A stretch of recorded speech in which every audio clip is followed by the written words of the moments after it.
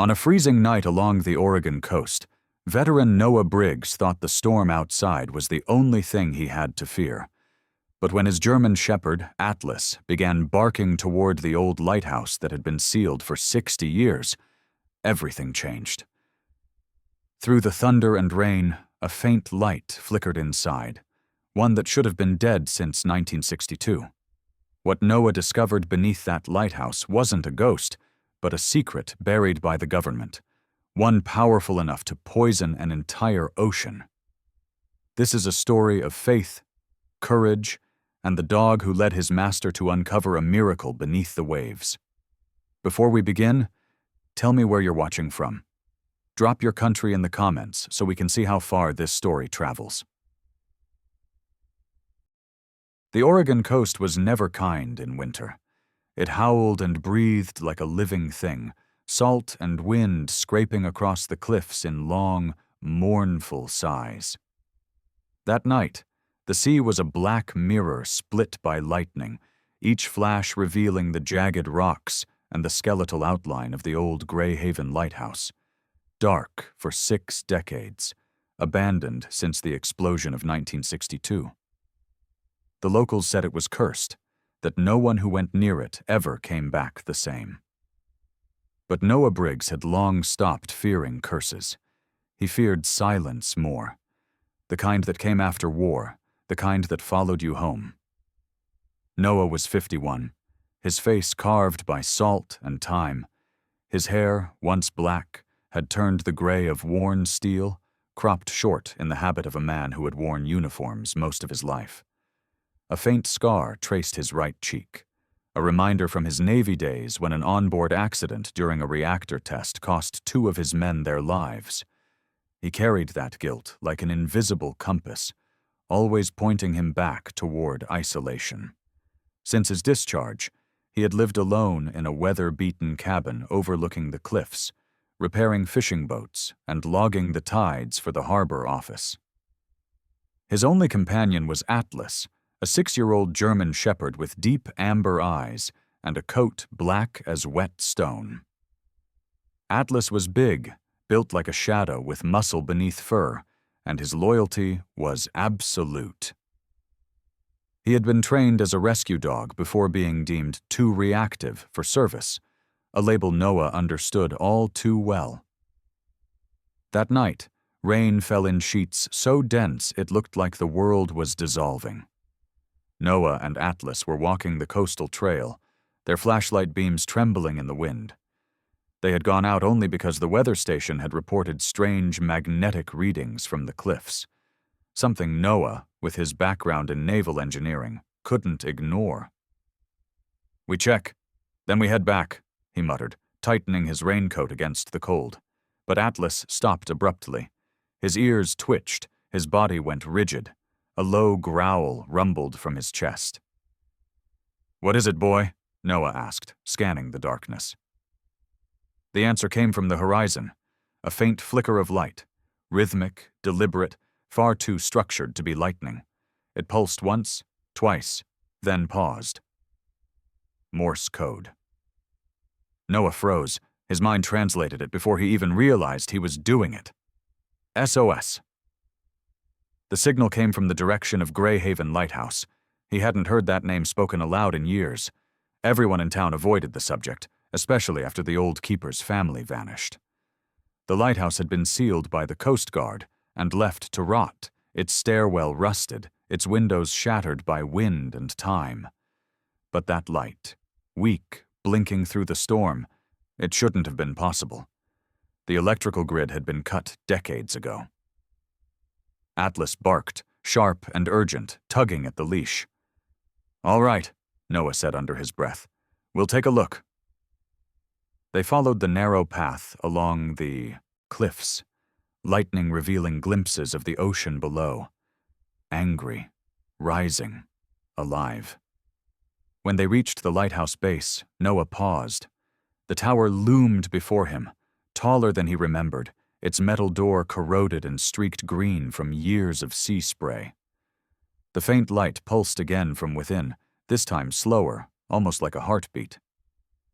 Atlas scratched at the door, whining. Noah's flashlight illuminated a weathered bronze plaque half buried in moss. U.S. Coast Operations, 1962. Beneath it, the insignia of the Navy, a trident over a wave, still faintly visible. Noah brushed away the grime with his glove. He knew that symbol. He had seen it on classified documents during his last deployment, in a file labeled Ocean Flow Control Initiative. The project was rumored to be an experimental system that manipulated undercurrents to clean industrial waste.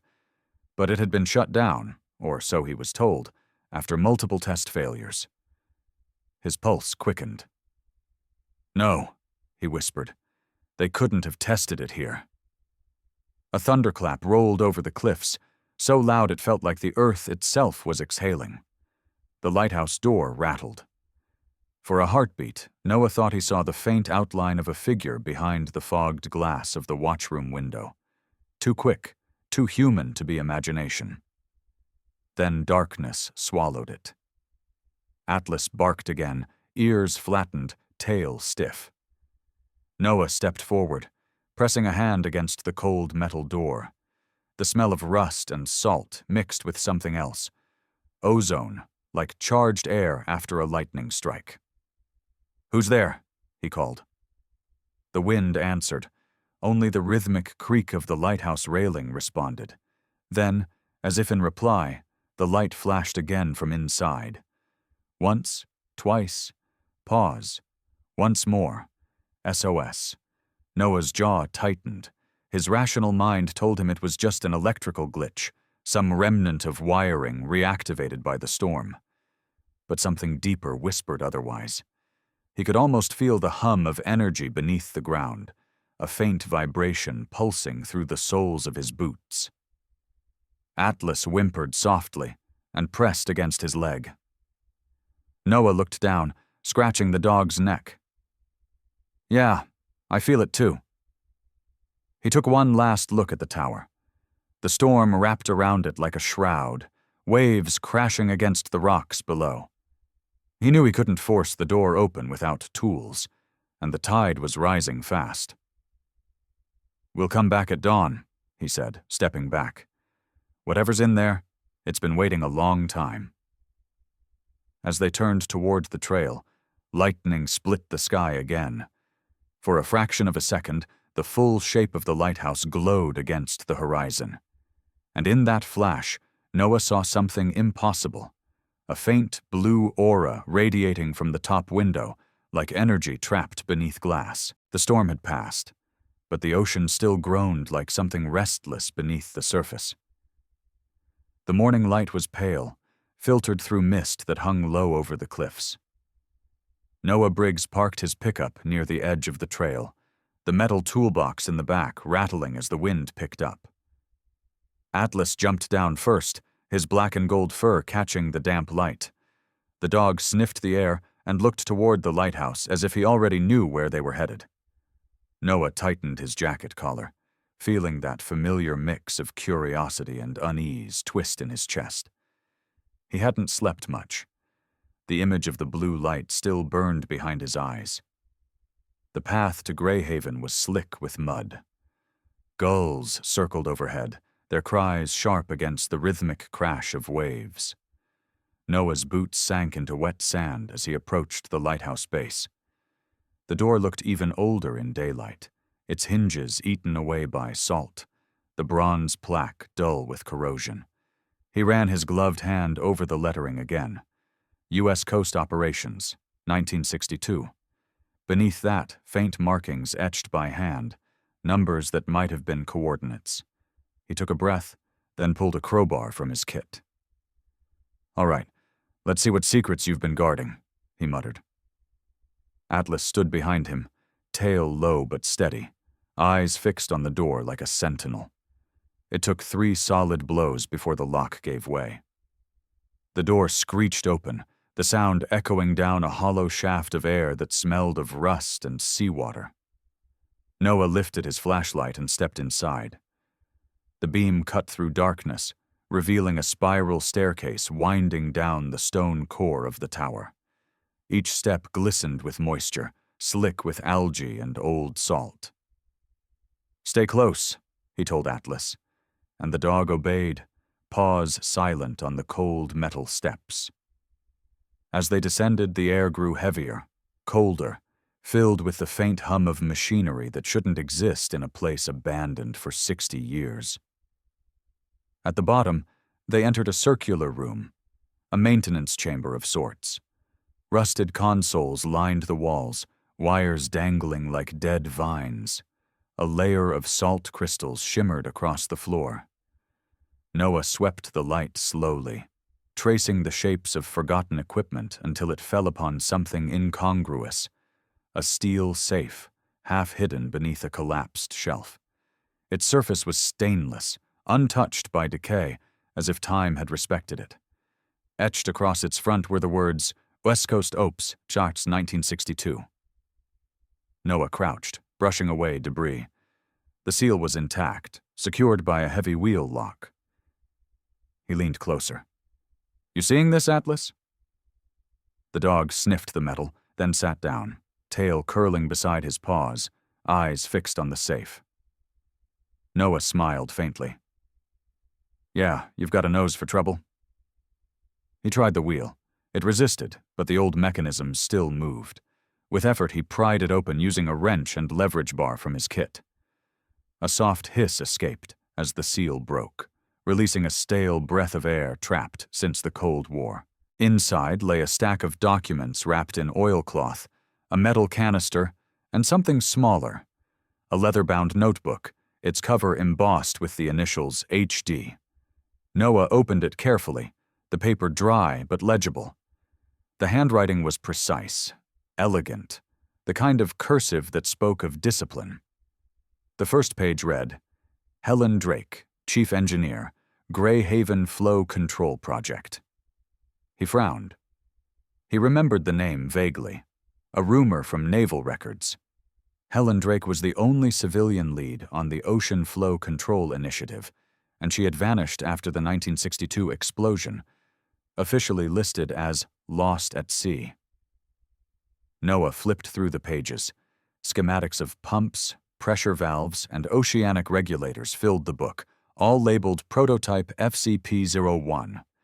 But what caught his attention were the later entries, written in frantic strokes. November 9th, 1962.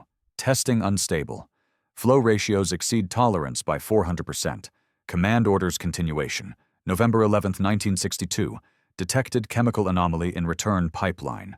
Toxic compound. Radiogenic trace unknown. I warned them. They ignored me. November 12th, 1962. Explosion imminent. Attempting manual shutdown. And then, the final entry, dated the day of her disappearance. It wasn't an accident. The system is corrupting the water itself. The pressure valves won't seal. If the flow remains open, the coast dies. I'm locking the control room. God help whoever finds this. Noah felt a chill crawl up his spine that had nothing to do with the cold. He turned to the canister in the safe. It bore the faded logo of the U.S. Navy Research Division and a warning label. Hazardous material. Do not expose to air. The edges were corroded, but the seal intact. He decided not to touch it. You knew something, didn't you, Helen? He murmured. Atlas tilted his head, ears flicking at the sound of distant dripping water. The faint hum that had followed them down grew louder, like a slow heartbeat through the walls. Noah looked around, tracing the wires. One conduit still pulsed faintly with current, running deeper into the rock behind a sealed hatch. He approached it, placing his ear against the metal. A faint vibration answered, a mechanical rhythm too steady to be natural. The system was still alive. After 60 years, something down there was still running. He turned off his flashlight for a moment, letting his eyes adjust to the dim blue glow that emanated from cracks in the floor plating. It shimmered like trapped bioluminescence, dancing beneath the rust. Atlas growled softly. Noah exhaled slowly, the weight of realization pressing on him. They didn't shut it down, he whispered. They buried it. He pocketed the journal and backed toward the stairs. We've seen enough for one day, boy. We need to get this to someone who'll believe it. Atlas hesitated, glancing back at the safe, then followed. The door to the surface felt heavier this time, as though the air itself resisted letting them leave. When they emerged into daylight, the storm clouds were breaking apart, sun rays cutting through in sharp lines. Noah stood for a moment, staring at the sea. It looked calm, innocent, but beneath that surface, something unnatural pulsed. He placed a hand on Atlas's back. Whatever she locked away, it's still moving down there. The dog's gaze. The wind had calmed by the time Noah Briggs returned to the lighthouse, but the air was colder, sharp with the taste of brine and rust. The sea below was unnervingly still, a sheet of gray glass that reflected the dying light of morning. Atlas trotted beside him, the fur around his neck damp from sea spray, tail low but steady. The dog seemed on edge, sniffing at every gust of air that rolled off the ocean. Noah carried Helen Drake's journal in a waterproof case tucked under his arm, along with a portable scanner he'd borrowed from the harbor office. He had spent most of the night reading through her entries again, trying to make sense of the system she described. The flow control prototype. The deeper he read, the more he felt the weight of something buried, both literal and moral. The door to the lighthouse creaked open with a groan that echoed up the spiral staircase. The place no longer felt entirely abandoned. Something about it hummed faintly, like a machine breathing in its sleep. Noah descended the steps carefully, his flashlight beam trembling across the rusted railings. When he reached the maintenance chamber, the metallic scent of salt water was stronger than before. A thin mist hung in the air, and somewhere in the dark, water dripped steadily. Atlas followed close behind, his paw pads silent against the damp floor. Noah moved toward the far wall where the safe had been. He noticed for the first time a second door partially hidden by collapsed piping. Its surface bore faded stenciling, Control Room A3. The handle resisted at first but gave way after a hard pull. A rush of stale air escaped, carrying the faint scent of oil and copper. Inside was a large circular space lined with control panels. The ceiling curved like the inside of a steel shell, and along one wall, a massive model of the coastline stretched across a table, a topographical map of the Oregon shore, with dozens of red indicator lights marking various points along the seafloor.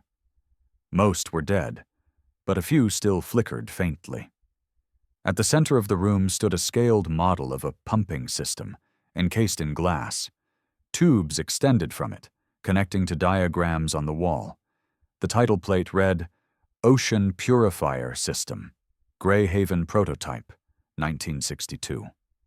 Noah stared at it for a long moment, the hum of electricity faint beneath the silence. Purifier, my ass, he muttered. He flipped open Helen's journal, matching the sketches inside to the blueprint etched into the wall. The structure she had designed was brilliant in theory, a network of undersea pumps meant to cycle out pollutants and purify ocean water along the coast. But her notes were clear. The pressure differentials had failed catastrophically during testing, causing the system to leak concentrated waste back into the current. He traced one of the glowing indicators on the map, realizing the lines ran parallel to the actual underwater canyons near the harbor, exactly where fishermen had reported dead zones. You've been killing the coast for 60 years, Noah whispered. Atlas gave a soft whine as if sensing the gravity of it. Noah placed a hand on the dog's head. We're not crazy, boy. This thing's real. At the far end of the room stood a dusty projector, the kind used for briefings in the 1960s. Its reel was still loaded. Noah wiped the lens clean and flipped the power switch. To his surprise, it sputtered to life with a crackle, casting light against the curved metal wall. The footage was grainy, but legible. A younger Helen Drake appeared on screen. Tall, mid-30s, hair pinned back, wearing a navy blue engineer's uniform. Her expression was confident, though her eyes betrayed exhaustion. "The ocean purifier system," she said, voice crisp through static, "is designed to neutralize industrial waste through catalytic seawater filtration. The first test will begin at 0800 hours. The camera panned to the equipment, massive turbines, glowing gauges, and teams of technicians. Then, the footage distorted. When it cleared, chaos filled the frame. Alarms flashing, steam hissing, people running. Helen's voice shouted above the noise, "Shut it down! The valves are reversing pressure!" The video cut to black. Noah turned off the projector. The silence that followed was immense. He leaned against the console, heart pounding. Helen hadn't died in an accident. She had been trying to stop one. He flipped to another section of the journal marked with red ink. They ordered continued operation despite warnings. Blue Harbor Energy funded the project through naval channels. If this leaks, they'll erase everyone involved. Noah felt the weight of those words like a fist to the chest. Blue Harbor Energy. The name was still alive today, a clean energy corporation with deep government ties. It had simply changed its mask. Atlas barked suddenly, breaking his thoughts. The dog's gaze locked on a vent along the floor where a low vibration pulsed. Noah crouched, placing his hand over it. The metal was warm. He followed the line to a panel labeled Main Flow Pipeline. The indicator light above it blinked green, steady, and alive. "You've got to be kidding me," he breathed. The system was still powered. Somehow, after 60 years, the pumps were still active beneath the sea. He found a terminal console beside the pipeline switchboard. Dusk. By the next morning, fog swallowed the Oregon coast so thick that the ocean seemed to vanish entirely. The fishing town of Tillamook lay silent under the mist, its harbor lined with idle boats and the distant hum of a sea that refused to rest. Inside a small seaside cafe, Noah Briggs sat at a corner table, waiting. The smell of old coffee and salt filled the air. Atlas rested by his feet, his fur damp, eyes fixed on the fogged window as if guarding his owner from something unseen. On the table sat Helen Drake's weathered journal, a voice recorder, and a folder of photographs showing the diagrams, consoles, and blueprints he had found beneath the lighthouse. The woman who finally stepped through the door did not look like a journalist. She looked like someone who had stared down too many storms and refused to break. Grace Lynn was in her mid-40s, tall, slim, her black hair streaked faintly with silver and tied loosely at her neck. Her skin was olive and lightly weathered, her expression carved sharp by years of confronting truths people preferred buried. A faded field jacket clung to her frame, its pockets weighed down by notebooks and cables. She moved with calm precision, the kind of steadiness that came from walking into danger for too long to flinch. Her dark eyes met Noah's, assessing, skeptical, but curious. "Noah Briggs," she said, pulling out the chair across from him. Her voice was low and calm, the tone of someone used to hearing lies but still hoping for truth. "You said it was about Greyhaven." Noah nodded and pushed the folder toward her. "That's what they called it in 1962, the Greyhaven Flow Control Project. You ever heard of it?" Grace flipped through the photos, eyes narrowing slightly. "I've seen pieces. Reports about a chemical anomaly in this region. The Coast Guard blamed a storm surge. But you think it's connected?" "I don't think," Noah said, leaning forward. "I know. It's still running. Whatever they built, it's been active for 60 years. Grace's brows furrowed as she lifted one of the photos showing the control panel with the red blinking light. "This can't be real. You're saying this system, the one Helen Drake designed, never shut down?" Noah nodded. "It's leaking into the ocean, The currents carry it up the coast. The fish kills, the water discoloration. It's all from that. She was quiet for a moment, flipping open the old journal. The delicate script caught her eye immediately. Helen Drake, she murmured.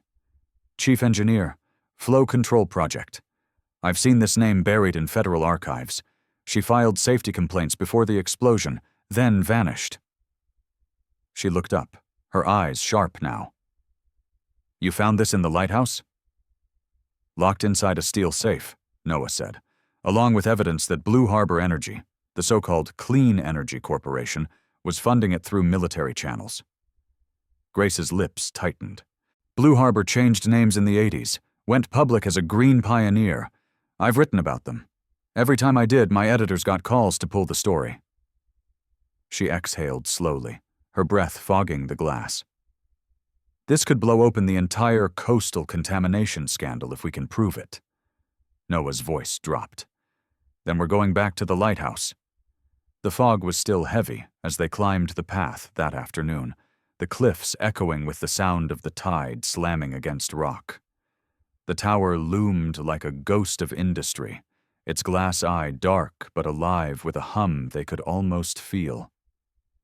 Grace followed Noah up the broken stairs, her camera slung across her shoulder, her recorder clipped to her chest. You sure it's safe? She asked. Noah gave a humorless smile. If it were safe, it wouldn't still be running. Inside, the spiral staircase groaned under their weight. The deeper they descended, the colder it became, the air damp and metallic. Grace's flashlight sliced through the dark, revealing the corroded consoles and pipes that lined the walls. You came down here alone before? She asked. Just me and Atlas, Noah said. He wasn't happy about it. I can see why, she replied. Her tone was steady, but her knuckles whitened around the flashlight handle. When they reached the control chamber, the sound hit her first. A deep, mechanical thrum, slow and steady, like the heartbeat of something enormous beneath the earth. Dear God, she whispered. The light from her flashlight fell on the main console, and there it was again, the red indicator flashing. Active.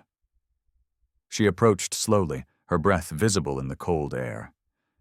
It's not just active, it's running at pressure. Noah stepped beside her. Watch this. He tapped the screen of the old monitor, and faint green text flickered to life. System flow active. Toxin level critical. Grace felt a chill run through her. They didn't shut it down. They buried it alive. She crouched beside one of the main pipes, pressing her hand against the surface. A low vibration thrummed beneath her palm. This thing is pumping right now. She looked at Noah, her eyes wide. If those valves rupture... The coast dies, he finished. Helen tried to stop it. They stopped her instead. Atlas suddenly barked, sharp and loud, the sound echoing through the metal chamber. He was staring toward the vent at the far end of the room, his fur bristling, ears erect. Something clanged below, a hollow metallic shift, like a valve twisting itself awake. Grace's beam darted toward the noise, catching only wet darkness. Was that movement? Yeah, Noah said grimly, checking the gauges. The red light blinked faster now. Pressure's rising. It's restarting. Grace lifted. The rain began again, just as Noah and Grace reached the narrow road that curved along the cliffs. The storm had eased into a steady drizzle, the kind that painted the world in shades of gray. The lighthouse behind them was a distant silhouette, half swallowed by fog. Atlas walked beside Noah, his fur matted and glistening with salt, the leash slack, but his senses alert. The dog kept glancing back toward the sea as if unwilling to turn his back on what they had left behind. Grace sat in the passenger seat of Noah's truck, typing furiously on her laptop as the windshield wipers fought to clear the glass. If we can upload these files before someone finds out, we'll have proof, she said. Blueprints, System logs, the whole chain of evidence." Noah nodded but said nothing. His eyes were on the rearview mirror. A vehicle had been following them since they left the cliffs. A black SUV, lights off, keeping distance but never vanishing. When they reached a bend where the cliffs opened to a long view of the ocean, Noah slowed the truck. The SUV pulled over about 100 yards back and stopped. "He's not hiding anymore," Noah muttered. Grace looked up from her screen. "You think he's with Blue Harbor?" "I think whoever's in that car knows exactly what we found," Noah replied. He pulled the truck to the side of the road and stepped out, rain soaking through his jacket in seconds. Atlas leapt down, standing close, a low growl building in his throat. The SUV's driver door opened, and a man stepped out. He was in his early 50s, tall, broad-shouldered, with graying hair cropped military short. His face was deeply lined, the kind of hard geometry carved by years of command and compromise. He wore a dark coat that looked government issue, the collar turned up against the wind. Even from a distance, there was an authority about him, a man used to being obeyed. He carried no umbrella, no pretense of subtlety. He stopped a few paces away and raised one hand, palm out. "Mr. Briggs," he called, his voice calm but firm. "I think you and I need to talk." Noah didn't move. "You've been following me since the lighthouse." The man nodded once. "I have." He stepped closer, rain dripping from his coat. "Name's Robert Hensley, Internal Security Division, Blue Harbor Energy, or what's left of it." His tone was matter-of-fact, not apologetic. "I'm not here to harm you, but I am here to give you a piece of advice." Grace stepped out from the truck, recording device in hand. "You're with Blue Harbor? That company's been under federal review for years. You people buried an entire coastline under poison." Hensley's gaze flicked to her, his gray eyes cold and assessing. "Ms. Lynn, I've read your work. You're persistent, and I'll give you credit for that. But you have no idea what you're walking into. Greyhaven was never just a purification project. It was military infrastructure. Joint. Funded. You touch it, and the government buries you, not us." Noah took a step forward. "You're saying they knew about it. They kept it running." Hensley's jaw tightened. "They didn't just keep it running, Mr. Briggs. They built more, offshore, deeper. What's under Greyhaven is the prototype. The real systems are still operating." He paused, lowering his voice. "The chemical waste you think is pollution? It's not waste. It's containment." Grace frowned. "Containment for what?" Hensley's eyes flicked to the horizon. "You wouldn't believe me if I told you." Then he looked back at Noah, his expression darkening. "All I'll say is this. If you're smart, you'll forget what you saw. Let the sea have it. Let it sleep. Dig any deeper, and you'll bring up something that shouldn't surface." Atlas barked sharply, breaking the tension. The dog's hackles rose, teeth bared. Hensley's hand twitched toward his coat instinctively, but he didn't draw a weapon. Instead, he took a slow step back, eyes still on Noah. "You trained him well," he said evenly, "but he's right to be wary. There are people watching you now, people who don't warn first."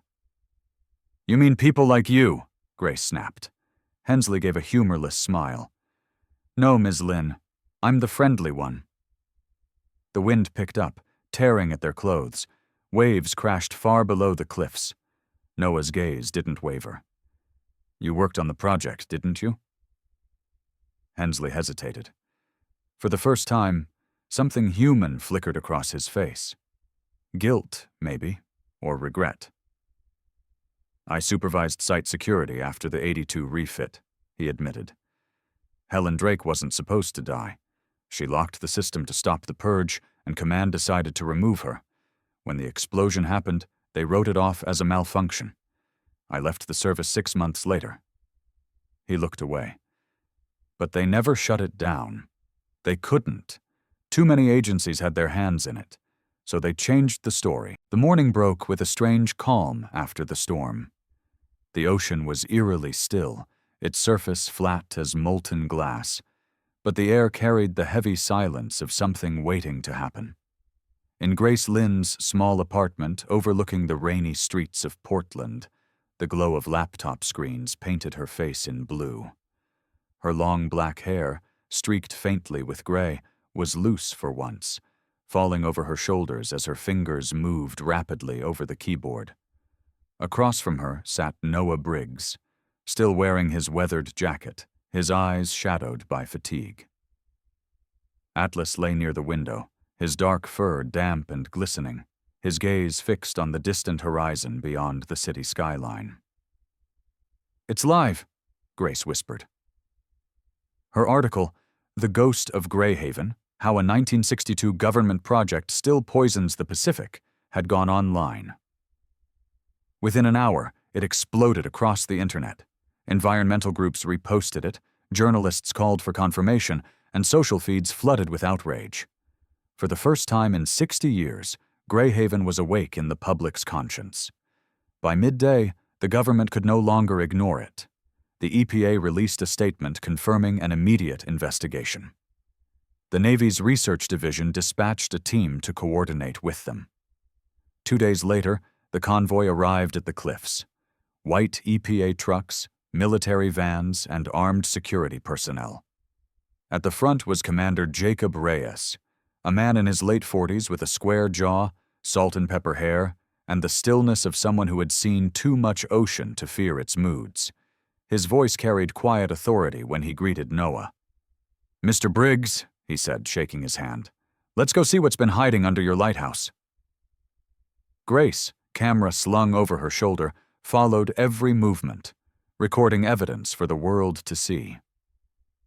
The descent into the lighthouse's underbelly was heavier this time. The group's flashlights cut through the dark stairwell, revealing salt stains and dripping condensation. The hum that had haunted Noah before had grown louder, a deep, mechanical rhythm beneath the rock.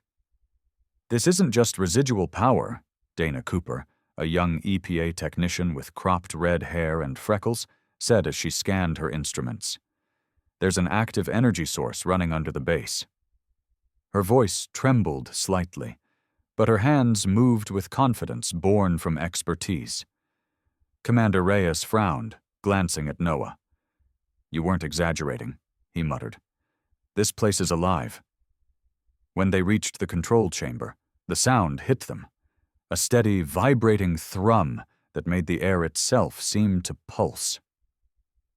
The active light still blinked red on the console. Dana approached, connecting a diagnostic cable. "Pressure's unstable," she said quickly. "We're reading a 12% overload on the lower main line." Noah crouched beside her, eyes tracing the corroded pipes. "The main valve must have fractured. It's dumping into the current." Atlas paced near the far wall, nose to the floor, ears twitching. Then he froze and barked sharply, his body tense. Noah followed his gaze. A faint shimmer glistened where the floor met the wall. Water trickling through a thin crack. He touched it and pulled back. "It's warm," he said quietly. "Not seawater." Dana pointed her scanner toward it. "It's chemical effluent. Radioactive traces, heavy metals. It's leaking straight into the ocean." Grace turned her camera toward the blinking light. "We have to document this," she said. Reyes spoke into his radio, summoning more crew. "If this pipe ruptures fully, we'll have a contamination event." Noah's eyes narrowed. "Helen Drake tried to stop this. She locked the failsafe, but the system's still feeding itself." Dana looked around. "There's a lower access hatch through that tunnel. It leads to an auxiliary control hub. Maybe the failsafe is there." Noah nodded. "Then that's where we're going." The tunnel was narrow, slick and claustrophobic, illuminated only by the beams of their headlamps. The deeper they went, the louder the hum became, like a metallic heartbeat buried in the rock. Grace followed close behind, her camera steady, but her breathing quick. "This place feels wrong," she murmured. Noah didn't respond. Atlas led the way, tail low, ears pricked. The tunnel ended at a corroded steel door marked Archive Room, authorized personnel only. Noah forced it open, the hinges shrieking. Inside was a small chamber lined with rusted file cabinets, ancient blueprints, and in the center, a dusty reel-to-reel recorder connected by cable to the wall. A faint red light glowed on its side. Grace approached cautiously. "Is that still on?"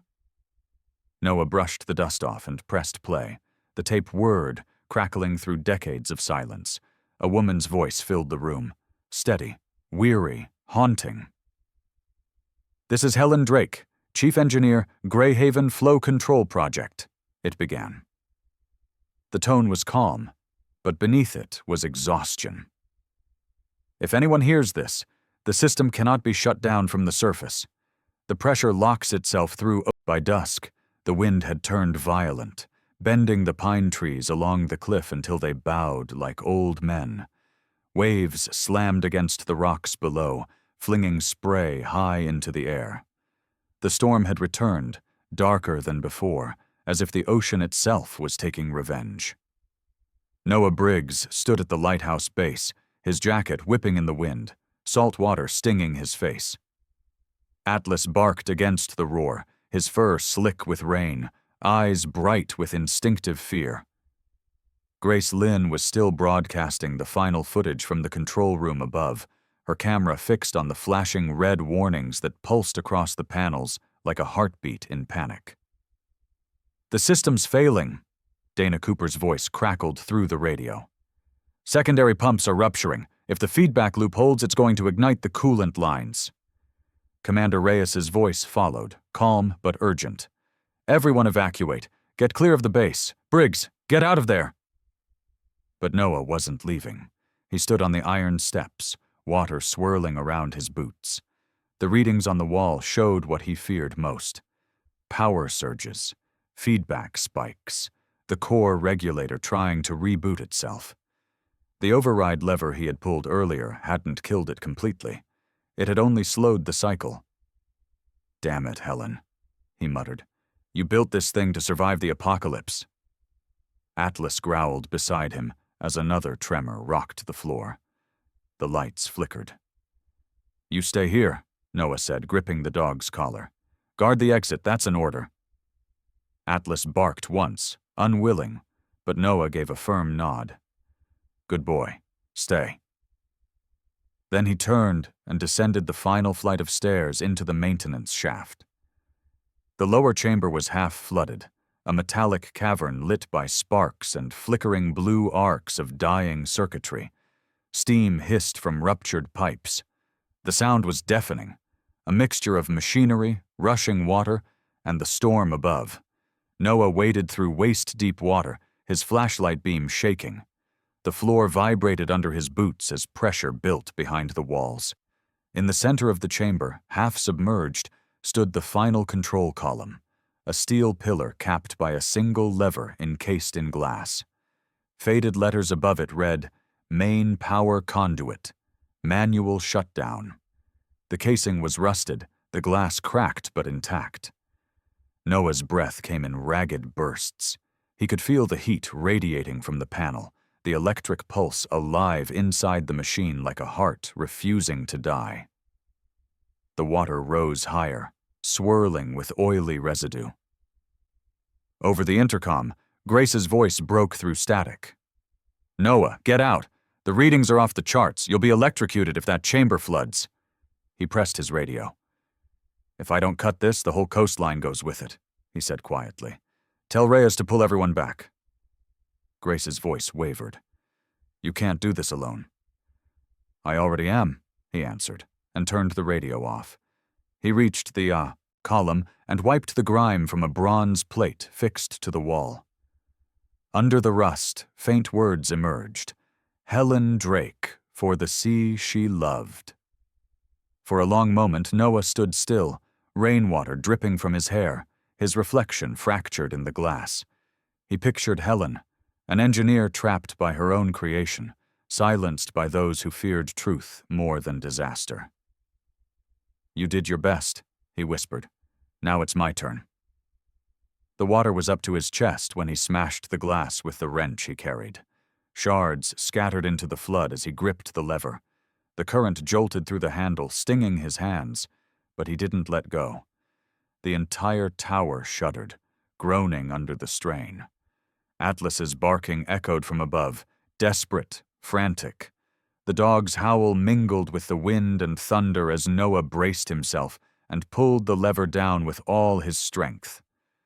There was a flash of blinding blue light, followed by a sound like the earth tearing open. Every circuit in the chamber exploded in a storm of sparks. The lights went out one by one, swallowed by darkness. For an instant, everything went silent. No hum, no vibration, just the deep stillness of a world holding its breath. Then came the final roar, a deep metallic sigh as the turbines above ground collapsed inward and the ocean's water rushed into the hollow base of the lighthouse. The ground tilted, walls groaning, beams snapping like bones. Noah fought through the rising water, lungs burning. He could barely see, only feel, the slope of the stairs, the cold bite of air as he reached the upper hatch. "Atlas!" he shouted, his voice drowned by the wind. Then, out of the smoke and rain, a black and tan blur leapt toward him, teeth gripping the strap of his jacket. The dog pulled, guiding him up through the hatch just as the chamber below collapsed into the sea. Outside, the storm was at its peak. Waves crashed against the base, exploding in white spray. The lighthouse groaned one last time as its upper beacon flickered, then went dark forever. Lightning struck nearby, lighting the tower's silhouette like a monument in its final breath. Noah and Atlas scrambled onto the rocks as the entire structure shuddered. "Move!" A year had passed since the night Greyhaven Lighthouse went dark. What was once a decaying tower of secrets had become a monument of remembrance. The cliffs were quieter now, the wind gentler, and the sea, after decades of sickness, had found its breath again. The water shimmered with the green-blue clarity of old photographs, and schools of fish returned to the coastal shallows, gliding through kelp forests that had begun to regrow. The air no longer carried the sharp tang of metal and oil. It smelled of salt, pine, and forgiveness. The government had declared the site a National Heritage Sanctuary, sealed for preservation. But to the locals, it was more than that. It was a place of redemption. Reporters still came occasionally, though less often now. They'd stand by the edge of the fence and film the restored shoreline, telling stories about the hero of Greyhaven, the veteran who shut down a ghost machine beneath the sea. Noah Briggs hated that title. He never answered interviews, never appeared on television. When the agencies sent awards and plaques, he sent them back unopened. He told Grace Lynn once, "It wasn't heroism. It was cleaning up what people before me broke." She had smiled, not arguing, just writing it down quietly in her small black notebook. Grace had changed, too. She no longer looked like the storm-chasing journalist who once stood on the cliffs with wind tearing at her hair. Her eyes still carried that same sharp light, but there was warmth now where once there had been only fire. She had spent months compiling the footage, the files, and the story. When her book, The Lighthouse That Spoke, came out, it became a national bestseller. The cover showed the ruined tower against the horizon, half submerged, sunlight streaming through the broken dome. In the dedication, she wrote, "To those who listen when the sea whispers." When she handed Noah the first copy, he'd only said, "You gave her voice back." Grace smiled softly. "No, Noah," she replied. "You did." Atlas had aged in that year. His muzzle had turned silver, and his movements were slower, but his eyes, those deep amber eyes, still glowed with that same unwavering loyalty. Every morning, Just before dawn, Noah would whistle, and the dog would come padding down the narrow porch steps of the cabin by the shore. They would walk together along the wet sand, their silhouettes framed by the rising sun. The tide always reached their boots, cold and foaming, as if greeting them. Noah never brought a leash anymore. Atlas didn't need one. They understood each other in silence, two survivors bound by something older than words. The town of Tillamook had built a small memorial at the head of the trail leading to the cliffs, a simple bronze plaque mounted on driftwood, engraved with the words, "Helen Drake, for the sea she loved." Someone, perhaps Grace, had left fresh lilies there every week. Tourists would stop to read the inscription, some moved to tears without knowing why. The story had become a legend told in classrooms, a lesson in both science and humility. Children learned about how one woman's warning, silenced for 60 years, had saved an ocean when someone finally chose to listen. One morning, as the sun climbed through a veil of mist, Grace visited the cabin for the first time in months. She wore a light wool coat and carried a small recorder in her hand. "For the last chapter," she told Noah, smiling. He poured her coffee, black and bitter, the way she liked it. They sat on the porch overlooking the water, Atlas resting between them, his fur shining in the gold light.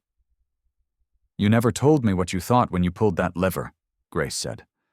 "What was going through your mind?" Noah looked out at the horizon, where the light scattered across the surface like shards of glass. "I wasn't thinking," he said after a long pause. "I was remembering Helen Drake. I thought, if she could give her life to protect something as wild and cruel as the sea, then maybe there was still something holy left in us to save." Grace nodded, recording his words quietly. Later, when she left, Noah stayed on the porch, watching the tide creep in. Atlas stirred, lifting his head to the wind. A gull flew low over the water, its wings flashing silver. "You smell that, boy?" Noah murmured. "The ocean's clean again." The dog wagged his tail slowly, eyes half closed, content. Noah stood and walked toward the surf, letting the waves soak his boots. He turned his face towards the horizon. "Chua kong quen jai duong," he whispered, his voice almost lost in the wind. "Ngai chichoko ngoi bietsu asai." As the first light of morning broke, the sea seemed to glow, not from the sun, but from something beneath, something alive. The rhythm of the waves was steady now, peaceful. Noah closed his eyes, and for a moment he imagined he could hear it again, the faint hum of the old system, transformed not into machinery but memory, a quiet song of the sea reclaiming its own. Sometimes miracles don't come from heaven with thunder. They come from people who choose to do what's right. Noah didn't wait for angels. He became one, guided by faith, love, and a loyal dog who never gave up. God never forgot the sea. He was only waiting for humans to remember how to care for his creation. If this story touched your heart, share it. Comment where you're watching from, and subscribe to follow more stories of faith, courage, and redemption. May God bless you, bless your home, and bless every ocean still waiting to be healed.